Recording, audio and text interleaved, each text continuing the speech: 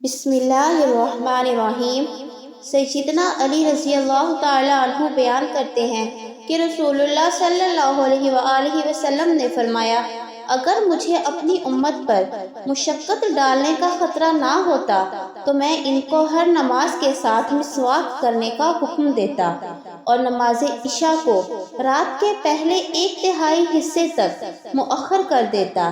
اس کی وجہ یہ ہے کہ جب رات کا پہلا ایک تہائی گزرتا ہے تو اللہ تعالیٰ آسمانی دنیا پر نزول فرماتے ہیں اور طلوع فجر تک یہی رہتے ہیں۔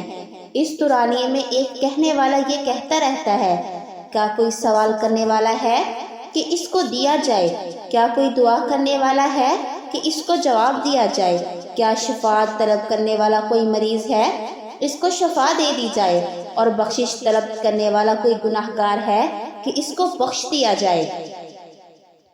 سیدنا عبداللہ بن عباس رضی اللہ تعالی عنہ سے مروی ہے کہ رسول اللہ صلی اللہ علیہ وآلہ وسلم نے فرمایا، مجھے مسواک کرنے کا اتنا حکم دیا گیا کہ مجھے یہ گمان ہونے لگا کہ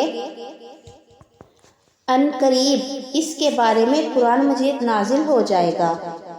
سیدنا ابو بکر صدیق رضی اللہ تعالی عنہ سے مروی ہے کہ رسول اللہ صلی اللہ علیہ وآلہ وسلم نے فرمایا، مسواک کرنا منہ کو پاک کرنے والا اور رب تعالیٰ کو راضی کرنے والا عمل ہے۔